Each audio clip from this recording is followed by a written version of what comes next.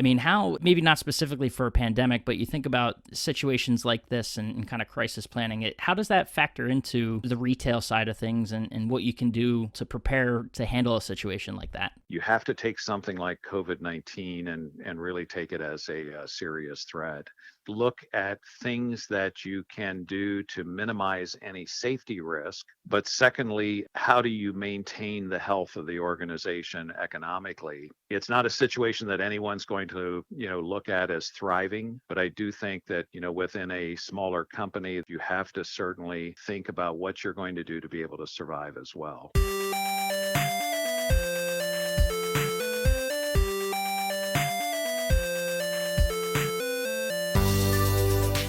It's certainly true that no two companies are alike, and in that same essence and regard, no two companies are going to respond to a particular situation necessarily the same way. So I think in that vein, it's incredibly important to hear so many different stories and ways that in which companies are responding to this coronavirus situation as it continues to play out, quickly and throughout the entire country and world, really. So recently was able to connect with someone that I had connected with in the past. I always used to joke about this being such a small industry and, bumping into people pretty regularly. That doesn't matter where they are in their careers and in today's world, but it's always nice to see them, and you're bound to bump into them again, somewhere down the line. So, and that was the case recently with John Riddle, the president and CEO of Howard's out in Southern California,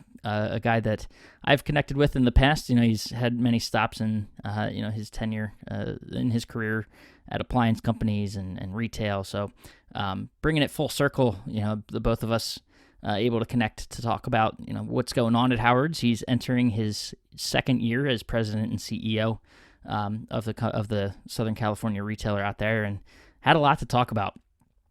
Two Pennsylvania guys getting together to talk about independent retail and sort of how Howard's is managing this situation and, the changes they've made to adjust to stay-at-home orders and the evolving health situation. So a lot of great things, a lot of great insights shared by John, and things that I think, we sort of took the approach of, how they prepared for this situation. Hard to do, when it crept up on us so quickly, but how they can prepare for something like this, to how they're managing through it, and then looking ahead a little too, as we prepare to come out the other side of this, as these orders lift, what does that look like, and how are they getting themselves ready for the day in which customers can start coming back into stores. They are able to go to stores as Howard's is an appliance retailer and in California labeled as essential. So but when they start to lift the limits on people, what that looks like and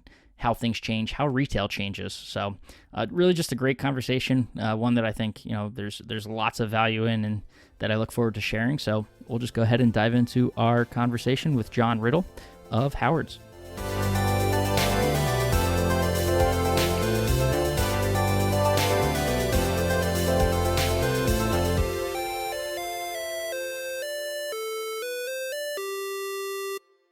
All right, we are back now on the Independent Thinking Podcast, and right now catching up with someone who it's been a while since we talked, John Riddle, but it's nice to reconnect two guys that were in different spaces the last time that you and I were chatting about retail, and now here we are coming back together for the Independent Thinking Podcast. So appreciate you taking the time. Thanks a lot, Rob. Glad to be on the Independent Thinking Podcast and to be with you. And as you might guess, good to always reconnect with a fellow Pennsylvanian and somebody that benefits from those great Pennsylvania public schools. Oh yeah, absolutely. No, it's a good time always. The hometown stuff. I got to throw this out there now that you mentioned that. You mentioned that you were from York. So what school? Were you a public school kid? I was. Public school system in a town called Hanover, which is famous in our neck of the woods, Rob, for Utz potato chips and Snyder's pretzels, and long time ago a big shoe company called the Hanover Shoe. And So I grew up in the public school system of Hanover, and I didn't go too far to college. I went to York College, Yep. which was a 1770s, early school that was founded by Ben Franklin, and did 4 years there and graduated in 1979, believe it or not, and worked during those 4 years. I was living on campus, but my dad had two stores in York. And so I worked for older brothers of mine while I was in college during my school time there. Gotcha. I got the Catholic bug in high school, so I did public school through K through 8, and I don't know if Yeah. LaSalle College High School rings a bell, but that Oh, was, sure it yeah. does. All right, so that was You my bet.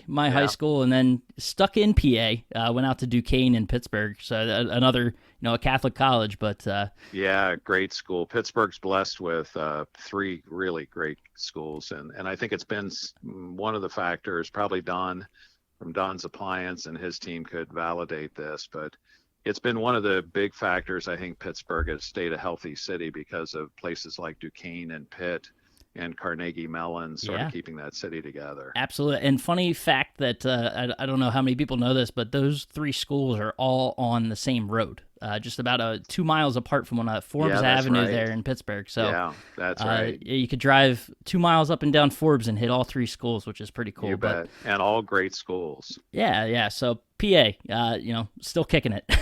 But appreciate like I said, you hopping on. Last time we connected, you had just retired from LG. A wonderful career there, but now president and CEO of Howard's out on the other side of the country. So how is California life treating you, and what's been happening since we last talked? A little bit harder to get to work in the mornings because I carry a surfboard with me in my car, but just Southern California is a great place. I've lived out here a couple times in my career, Rob. So once with Maytag and once with what was a former public Fortune 500 company called Fleetwood, which was a big recreational vehicle and home builder company. And I was based here for a number of years with both those companies. So always have liked Howard's. Howard's is just been a Southern California institution for almost 75 years. Really rooted in the community of the Southern California market, and was part of my customer base at Maytag and Philips Electronics and at LG Electronics. So Howard's was a big part of my career for probably 20 years or more as part of a customer base. So I think Howard's, as I thought about Howard's over the years, they were distinguished for a lot of the quality they did, for customers and customer service, the shopping experiences and the installation and delivery, and things that Howard Roach, the founder of the company, had built with his team. And it probably very interesting, I think, for me in looking at Howard's was that it's one of the oldest ESOPs, employee-owned companies in the United States. Howard's became an ESOP in 1976. Wow. And that's around the time that the concept of an ESOP, first was launched in America. And so that really added I think, a really interesting part of one of the oldest appliance dealers in the U.S. And it was sort of 360 for me, because my dad started his appliance and TV business in 46, same time that Howard Roach did Howard's, same year. And when my dad got out of the Army and came home, he launched a dealership in Pennsylvania. And so although the two businesses are quite a bit different in areas of the country and size and all those kind of things, very similar roots to growing up in the family business that I grew up in. So I think all those things made it a really interesting thing for me to be a part of. No, that's really awesome, and I know. I mean, you talk about 360. It's kind of cool coming back to that, and seeing that the retail out west and how that can be just sort of different from what you might be used to having grown up in PA, but. Entering year 2 now. So I know we talked a little bit before we hopped on about your path to president and CEO there at Howard's, and officially named president and CEO last March, March 2019, and entering year two, I'm sure you weren't thinking as you sort of did that strategic planning at the outset that a global pandemic would be, sort of in front of you. But I mean, how, maybe not specifically for a pandemic, but you think about situations like this and kind of crisis planning, how does that factor into, the retail side of things and what you can do sort of in your type of role to prepare to handle a situation like that? I think a number of things. I think you have to, within a smaller company, you have to watch for, best practices and things that are unfolding to analyze always, number one, the safety of your organization and the people in your organization, and the safety, obviously, of your contract operators that work, hand in hand with your company and your vendors.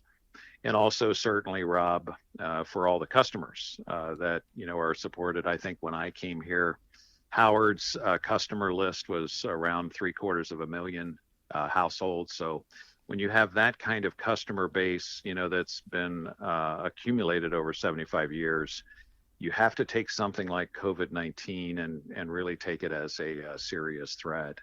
And I think look at things that you can do to minimize any safety risk. But secondly, as a smaller company, how do you maintain the health of the organization economically to be able to get through that pandemic and be able to get to the other side of things and survive? So it's not a situation that anyone's going to, look at as thriving within a crisis. But I do think that, within a smaller company that has less scale, certainly maybe less retained earnings or less assets, those kind of factors, you have to certainly, think about what you're going to do to be able to survive as well.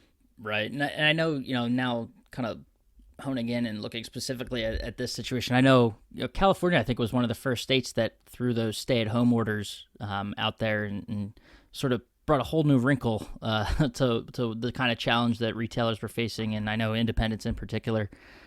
You guys, I know, have a robust website and platform there, but what steps did you take to sort of position yourselves well to not suffer necessarily during a situation like this as these mandates were coming down? Well, I do think it was quite a bit at an early time. Governor Newsom, the governor of California, I think will score highly when we get through this, in my view, because I think he was extremely proactive and navigated in a state that I think the census this year, Rob, will probably list California at 40 million people. Mm-hmm. So it's a state that's bigger than the country of Canada, by far the largest state in the United States. And if you look at Southern California, where Howard's is, probably 24, 25 million people in Southern California. So as you look at metropolitan New York, and I think about, all the years that I flew in and out of LaGuardia with LG and seeing a sign that said the 19 million people in New York and the boroughs and Connecticut and New Jersey, this is a larger market. And so that type of change, when you have people that are being told to stay home and only under situations where they need essentials to go out and so forth, we were up against something that really nowhere else in the country had jumped on that early. And I think it was an extremely positive thing in the way that California rolled it out. And most of the city governments in Los Angeles and Orange County and Riverside and San Bernardino, the counties that we operate in, were all pretty aligned on following the support of the governor. So you didn't have this sort of mixture situation that maybe existed in New York as you look at New York between the governor's office and the mayor's office in New York or what have you. So I think we had some things to our advantage, I think, starting out with. But I think more than anything else, California was very clear from the start that appliance dealerships were essential and that people could not go without their appliances if they failed. And we know, of course, that, about 64% of all the appliance purchased in the United States are replacement purchases that are desperation purchases. And that volume, that 80,000 units a day in the U.S. is a big part of Southern California's business as well. So we had to stay open somehow for those customers and figure things out. And I think for us, it really involved two or three things. One was first to really set things in motion from a safety point of view. So all areas of our business, in our stores, our headquarters, our customer service department, our supply chain and distribution operation, for all of our staff, we instituted almost immediately all the processes that you would do from a standpoint of outfitting the employees with masks and gloves. We hired a firm that specializes in sanitation so that every operation of Howard's had a daily routine deep cleaning. And then employees, did also periodic cleanings within all of their department areas from a sanitization standpoint as well. So I think all those things and distancing each other, we mapped out our floors in our stores for 6-foot distances and educated our staff on how to educate our customers when they came in the stores to be that in that 6-foot distancing. Our employees last year, we outfitted with iPads and giving them tablets to be able to use. Obviously, at the time that we did it last year was for other benefits, but this enabled our sales staff to stay within talking range of a customer, but do everything from a transactional standpoint with the customer and not have to leave them or walk away or pass by other customers, in the store and so forth. And we limited the presence of customers to no more than 10 in our stores at the same time. So I think having those kind of processes, Rob, were very, very important to us. We had, in one of our stores, we had an employee come back from a trip from Toronto at the very start of COVID-19. He came back into the store on a Saturday. We found out that Toronto in Canada at the time was not mentioned as a high-risk country. A level 3 was not their designation. But we found out the same day that he returned to work that, they had been upgraded, and we immediately took the entire staff of that store and had them go out for 2 weeks. Right. So we acted very quickly whenever we had a situation that might, and this employee had, been tested at the airport in Canada from a fever standpoint, felt no symptoms whatsoever.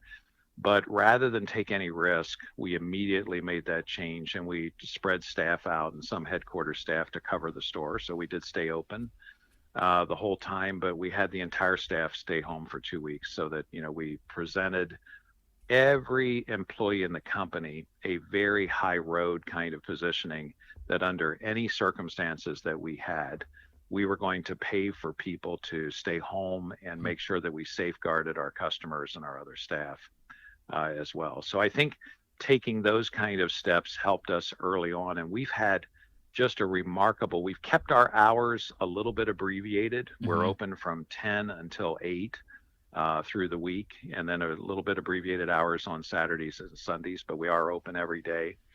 And we have had zero issues, Rob, within any of our employees. We've not had any employees, and we've made it very clear that anyone that felt, that they wanted to could stay home, and we would allow them to stay home and so forth and take advantage of the support to stay home. But we've had no one do that within our company. I think some of that traces to being an employee-owned company, right? But I think some of it also traces to being high in their confidence.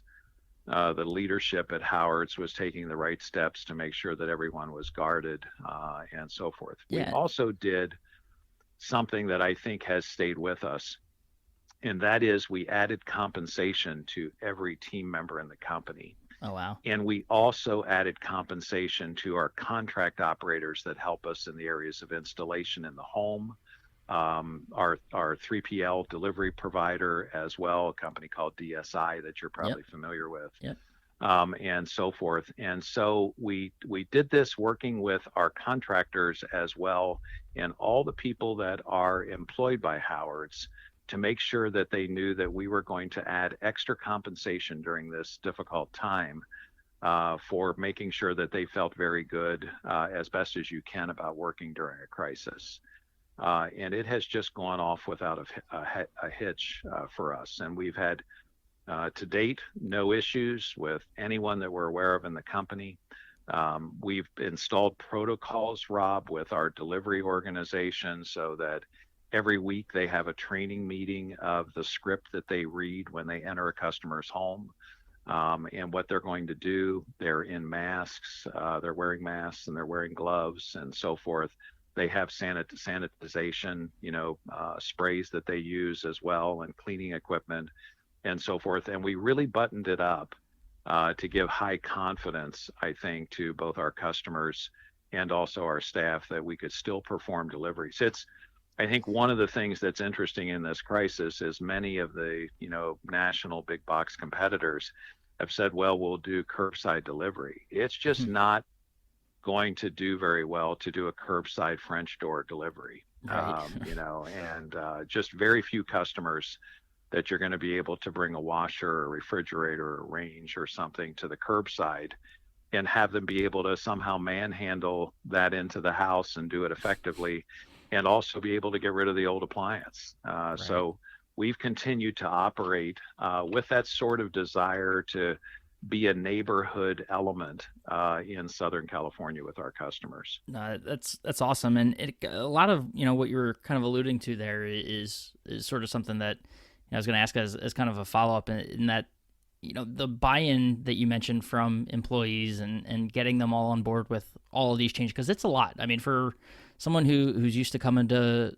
work every day and having really a routine for how they either talk to customers or even just operate and be in the store is sort of completely altered by this in terms of having to stay apart from coworkers and customers and everything like that, and potentially wearing this protective equipment and just a completely different type of working style. So I mean, it sounds like you guys had a pretty easy time getting that buy-in and getting employees to really support all these types of changes that you were really, forced to make, essentially.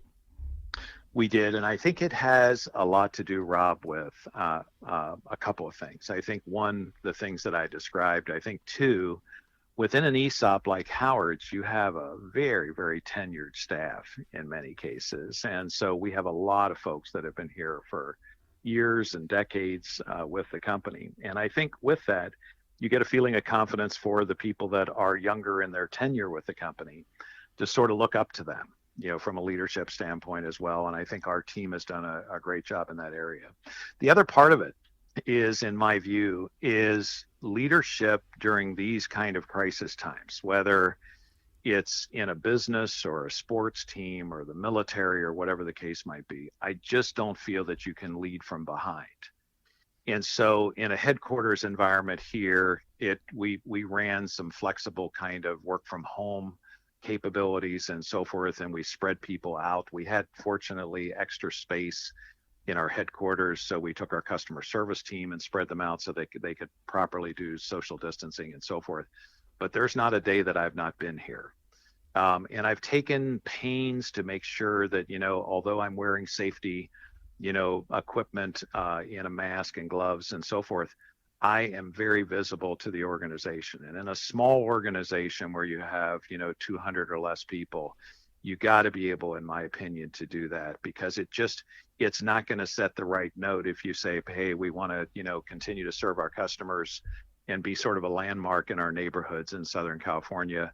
But by the way, I'm going to work from my place in Huntington Beach. That's just, that's not just a great way, in my opinion, for a leader to conduct things. So it's been a big part, I think, of us staying together as a team. That's awesome. And I mean, what's the response been, or can you speak to, how customers have responded to this, and are they, still engaging, whether, be it through coming into the store or, how is the website performing and stuff like that? Are they still, what kind of feedback have you gotten? Yeah, I think the website is certainly, and we had not obviously planned it, but we had done a lot of work. We launched a new website for Howard's last May. A lot of work that we had done from the board point of view. We know that we needed to do a lot of work. I think a lot of regional dealers, Rob, as you and I go back and look at, the channel A lot of Mm-hmm. regional dealers just do not fare well if you look at comparisons amongst the, Lowe's, the Depots, the Best Buys, and even Sears, Right. where I think one of the things that Eddie did do well with Sears was he really, enhanced the loyalty programs and some of the things on the website that had helped Sears. But I think that, in general, many regionals are behind the times on what they're doing from an e-commerce and website standpoint. So we launched a new website in May. We relaunched again the end of 2019. And we had a lot of work going through that we had worked starting in January with Nationwide on preparation for launching an entire newly designed website this month. And so we had a lot of things moving in the right direction to improve online shopping experiences, within howards.com. And a big part of that we added to in March when this crisis came up was chat. So being able to provide live chat and to get that sort of personalized, one-on-one kind of contact capability in an industry where people oftentimes need some type of consultation, either on dimensions or whatever they're replacing and so forth. And then this month we launched our Zoom capability as well, where we do Zoom calls, by appointment with customers in store, which we're really excited about as well. And the e-commerce side of our business is up dramatically in March and April, as I think most retailers, would vouch for, but probably higher for us because this market had no one else really open doing home delivery. There was curbside delivery available, but the big differentiator, I think, for Howard's connecting the e-commerce and the website experience was that capability of still being able to do home delivery. That's awesome, and I know I mean, for sure, I know we've heard anecdotally from members and others throughout the channel that adding those things like chat and other website enhancements have certainly been of help, to them during this time. So it's always good to hear that those things are coming through and providing value. And what other, are there any other challenges that you're facing right now? That you kind of either didn't anticipate or just sort of, as you're looking at kind of your response to this and things you've had to do, that you're still sort of, trying to get a grasp on or trying to figure out as you manage this situation in this crisis? Well, I think some of the challenges have been, looking at supply. There was an increase, by probably 15 multiplier, Rob, in the area of a product like freezers Right. that we Yep. certainly didn't anticipate. And you got to be careful with those kind of things, I think, as a retailer, because that faucet can turn off as quick as it turned on. But certainly some aspects of supply and some manufacturers, all manufacturers have certainly faced similar challenges in their manufacturing facilities.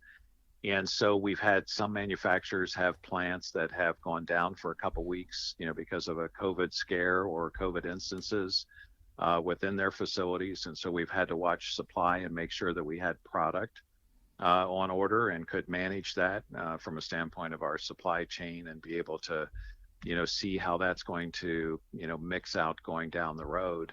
And also, as you might guess, with companies like Best Buy, particularly with some of the steps that Best Buy took in closing down their stores and having only curbside delivery and so forth, that's a big part of the business that went a little bit idle. And when they come back online, as we now see, I think Best Buy's announced that they're going to start home deliveries the end of this month again with, Mm-hmm. install and so forth.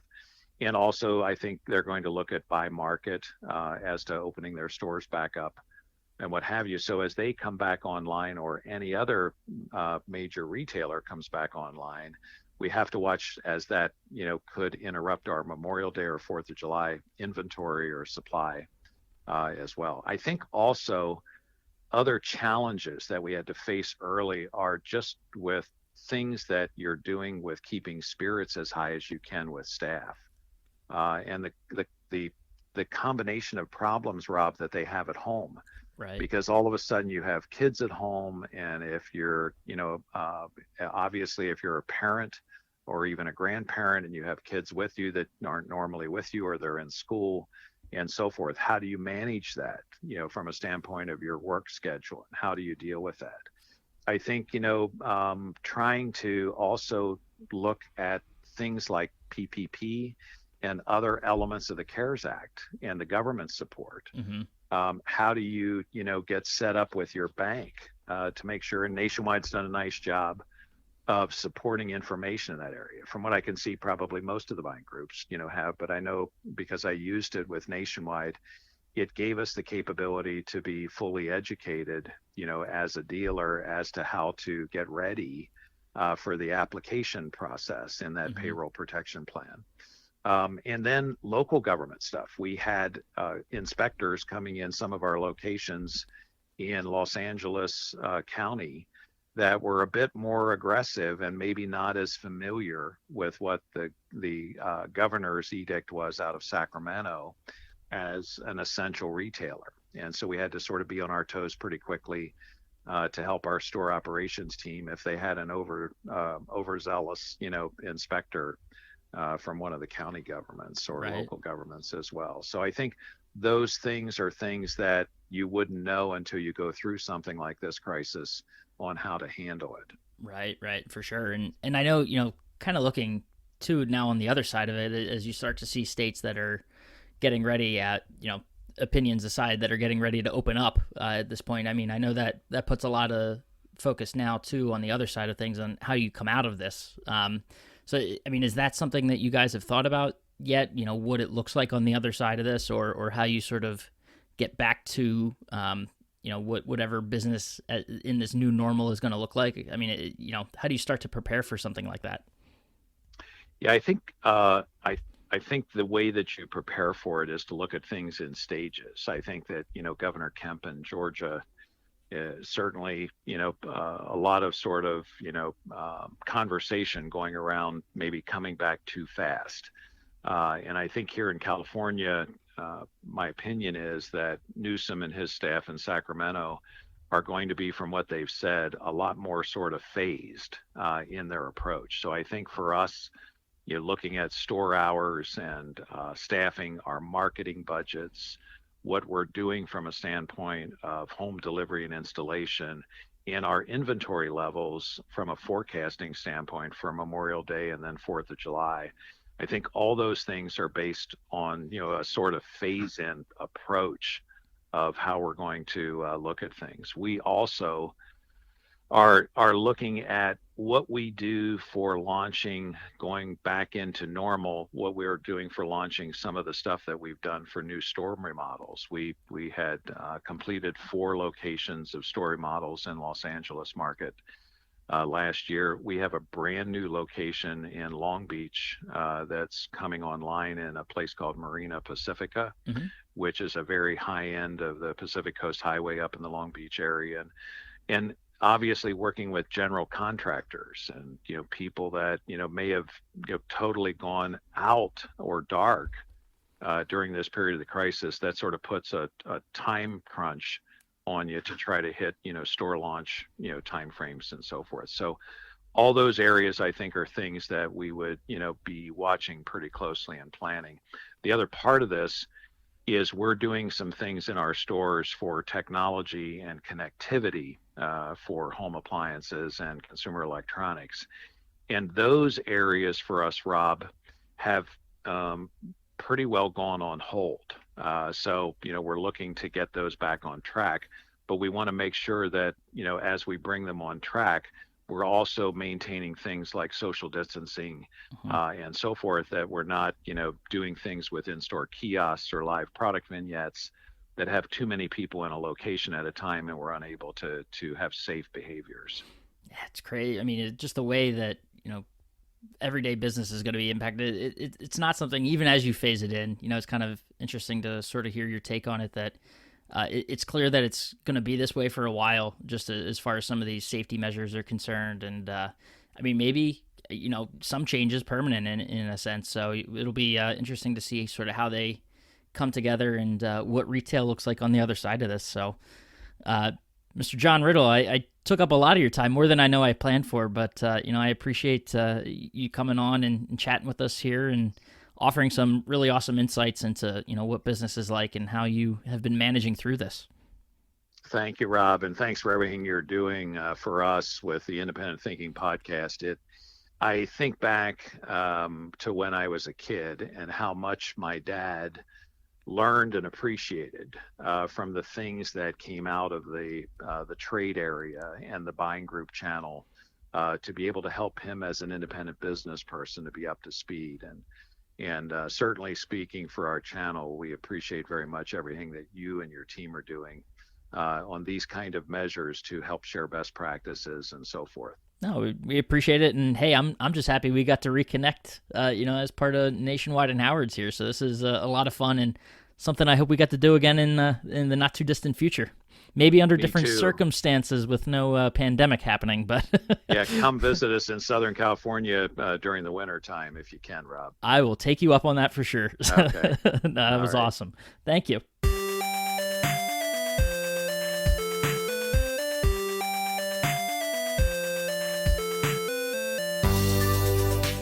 All right, and a huge thanks again to John for taking time out of his crazy schedule and talking with us about what they've got going on, how they've been working through this situation, and like I said, some really cool insights and things that I think many throughout the independent retail channel can kind of learn from and perhaps apply to their own businesses. For whether it's from the in-store experience to what they're doing online, how they're switching up and better protecting customers and their staff on deliveries and just really the whole experience. So great conversation. Looking for more of those stories always. So feel free to reach out to us. And until then, appreciate you taking the time to listen, and we will catch you next time.